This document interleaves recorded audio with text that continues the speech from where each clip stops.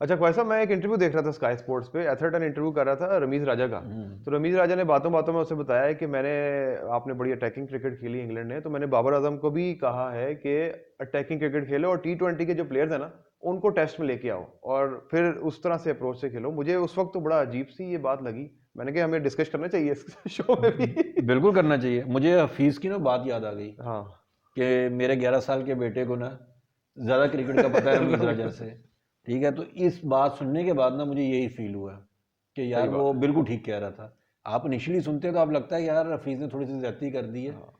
अगर ये वाक्य ही उन्होंने कहा है, जो कि मैंने सुना है कि उन्होंने कहा, और उन्होंने एज ए देखा है सार्केस्टिकली नहीं कहा, बाबर को वाकई ये कहा है, तो अल्लाह ही हाफिज़ है फिर पाकिस्तानी क्रिकेट का कि टेस्ट में आप T20 के प्लेयर्स अच्छा आहिस्ता आहिस्ता आना शुरू हो गए हैं। मुझे बताया आपका T20 का प्लेयर कौन है? आसिफ आसिफ, हैदर अली, खुशदिल शाह।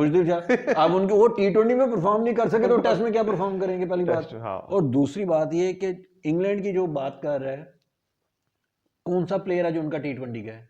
जो बेन डकेट ओपनर है, ठीक है, वो अराउंड 120 फर्स्ट क्लास मैच खेल चुका है। 120 फर्स्ट क्लास यानी कि आपके 4 डे 5 डे के जो 120 खेला हुआ है वो 120 खेला हुआ है। उसके बाद जो हैरी ब्रुक्स है वो 59 खेल चुका हुआ है फर्स्ट क्लास जो है। ओके। आपका कौन सा प्लेयर है जो उनका, उसके बाद रूट प्रॉपर, आपका स्ट्रोक उनका प्रॉपर वो है, तो आपका कौन सा सब ओलिवर पोप, वो तो प्रॉपर टेस्ट बैट है। तो उनका कौन सा प्लेयर है जो आपका, जिसको आप कह रहे रेफरेंस के तौर पे कह रहे हैं कि यार वो T20 का प्लेयर है। और देखो T20 प्लेयर और टेस्ट प्लेयर जो दो भी बात, आपकी बेसिक्स ठीक होनी चाहिए। आपकी बेसिक्स ठीक है, उसके बाद आप उस शॉट को आप देखते हो कि यार मैंने अब इस पे अग्रेसिव किस तरह जाना खेलना है। ये नहीं होता कि टांग हैदर अली की तरह ये खोल दी और बैट इधर से आगे घुमाना शुरू कर दिया आपने। आप जिन टीम का रेफरेंस दे रहे हैं पहले उसकी थोड़ा सा डाटा तो चेक कर लें, स्टैट तो चेक कर लें।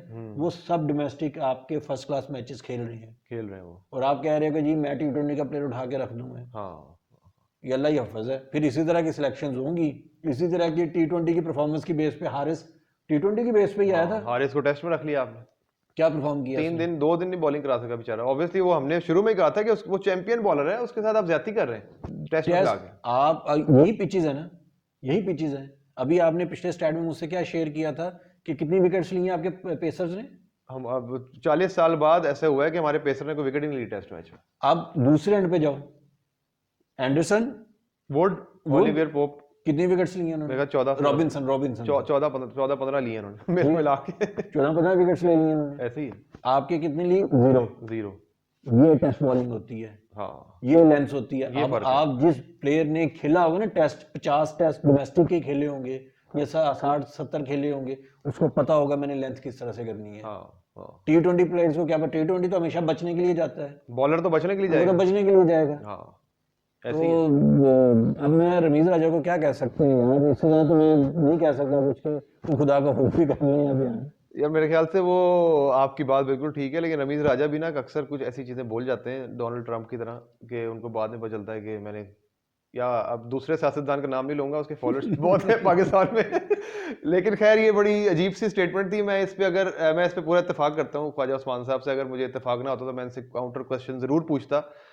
अप्रोच हो सकती है कि आप अपने अब्दुल्ला शफीक से, इमाम से, बाबर आजम से कहें कि अप्रोच अपनी थोड़ी एग्रेसिव करें, जो कि है। आपने अगर ये दोनों मैचेस देखे होंगे 3.6674 की 3.64 के स्ट्राइक रेट उस पे एवरेज से आप जा रहे थे। हाँ जी बिल्कुल। तो आपने जो कि 2.5 2.8 पे जा रहे थे, तो आपने अपनी अप्रोच को बेहतर किया है, ठीक है।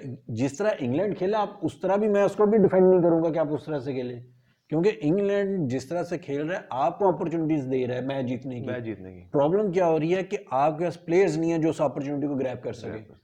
वरना ये दोनों टेस्ट मैच आप जीत सकते थे। आप 2-0 से जीत सकते थे। 2-0 से जीत सकते थे। यही अब इंडिया जाएगा, अब ऑस्ट्रेलिया जाएगा, मैं देखता हूँ किस तरह से खेलते हैं। इंग्लैंड का यही होगा। देखो जिस वे वो खेल रहे हैं, वो आप अगली टीम को इक्वली अपॉर्चुनिटीज देंगे कि वो मैच में वापस आए और मैच जीत सकते हैं। अब वो अगली टीम पे डिपेंड करता है वो किस तरह से खेलते हैं। लेकिन उनका मोटो भी तो यही है ना ख्वाजा साहब, वो ये नहीं कह रहे, वो कह रहे हैं कि हम जा रहे हैं टेस्ट मैच जीतने, मतलब रिजल्ट के लिए जा रहे हैं भाई। हम ड्रॉ के लिए नहीं जा रहे। यही 2 मैचेस वो हार रहे होते हैं तो मैं देखता, अदर वे राउंड होता। अभी इसी टेस्ट पे आ जाते हैं, मुल्तान के टेस्ट पे सेकंड इनिंग में किस तरह से खेले थे।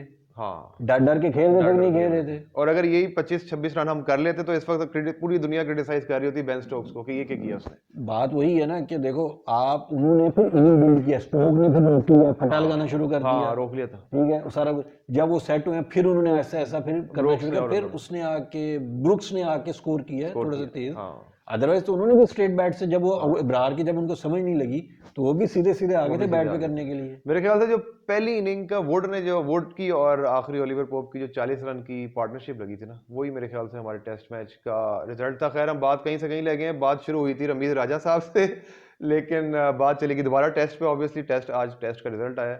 मेरे ख्याल से आप बिल्कुल सही कह रहे हैं, रमीज राजा को ये स्टेटमेंट, इस तरह की जज्बाती स्टेटमेंट नहीं देनी चाहिए। जज्बाती से ज्यादा, सॉरी मैं बात कर रहा हूँ, जज्बाती से ज्यादा मुझे ये लगता है कि वो बेसिकली आवाम क्या सुनना चाहती है, हाँ, ठीक है, क्योंकि यूट्यूब जब अपना प्रोग्राम करते तो यही करते थे, अग्रेशन हो, ये हो, वो हो, सारा कुछ चीजें। तो बीइंग ए चेयरमैन भी वो यही बात कर रहे हैं। देखो आपकी बेस होती है, जिसकी बेस पे रह के बात कर रहे हैं, अवाम यही सुनना चाहती है कि जी अग्रेशन होना चाहिए था, ये होना चाहिए था। और सॉरी जाते जाते एक बात बड़ा अफसोस के साथ कहना पड़ रहा है कि उधर मुल्तान स्टेडियम में बाबर के खिलाफ कुछ हाँ, आवाजें, बड़ा अनफॉर्चुनेट, सही कह रहे हैं, बहुत बहुत मुझे बड़ा दुख हुआ, बहुत ठीक है, दुख हुआ। आप जिम्बाब्वे में कह रहे हैं कि मुझे बताओ, जिम्बाब्वे के खिलाफ तो बाबर ने स्कोर ही नहीं किया। स्कोर ही नहीं किया। बाबर ने तो किए बड़ी टीम्स के खिलाफ स्कोर है, हाँ, ठीक है, इंडिया के खिलाफ हम लोग खेले नहीं इतने ज्यादा। अब आप अपने प्लेयर्स को, अपने हीरोज को इस तरह से करोगे यार। बहुत ज्यादती। मुल्तान में एक तो इतने अरसे बाद टेस्ट मैच हुआ, वहाँ के लोगों को सोचना चाहिए कि अपने स्टार्स को आप इज्जत दें। पूरी दुनिया में लोग स्टार्स को इज्जत देते अब हैं, इंडिया वाले इसका मजाक उड़ा रहे हैं, मजाक उड़ा रहे हैं। वीडियो तो ट्विटर देख लें आप जाके, हर जगह वो वीडियो वायरल हुई हुई है। बड़ा मुल्तान के लोग, हमें बड़ी मोहब्बत है मुल्तान के लोगों से, मेरा खुद मुल्तान से ताल्लुक है, लेकिन इस तरह की हरकत, इस तरह की बात करने से ग्रेस करना चाहिए और हमें अपने प्लेयर्स को इज्जत देनी चाहिए। मैं एक जाते जाते एक क्वेश्चन और करना चाह रहा हूँ। इसी इंटरव्यू में उन्होंने जिक्र किया था कि इंडिया हम जाएंगे वर्ल्ड कप खेलने। ये तो एक अवाम का रद्द-ए-अमल था जो मैंने एज अ चेयरमैन हाँ, बोल वो दिया, हल्की सी उन्होंने गोलमोल करके इस चीज गोलमोल का बात जवाब कर दिया दी था कि कि हम जा रहे हैं। बेसिकली अवाम बहुत ज्यादा दुखी थी, फ्यूरियस थी, वो चाहती थी कि हम कुछ रिटेलिएट करें, तो मैंने कर दिया, तो मैंने कर दिया। तो वो चेयरमैन तो अब साहब चेयरमैन का इधर से हिसाब लगा लेंगे, चेयरमैन किस किस्म के हैं वो। चेयरमैन का हम पॉलिटिशियन ज्यादा लग रहे हैं, वो जो पॉलिटिशियन, नर वाली आवाज नहीं आप लगा हाँ देते हाँ चीजें। हाँ, तो ये चक्कर है। ठीक है जी, जो उन्होंने कहा उस पर हमने अपना तबसरा किया। आपको क्या लगता है कमेंट्स में जरूर कि बताइएगा। रमीज राजा क्या ठीक है कि नहीं ठीक, आप अपना बताएं। आप अपना जरूर कमेंट्स में बताइएगा। थैंक यू वेरी मच, देखते रहिए हमारा यूट्यूब चैनल।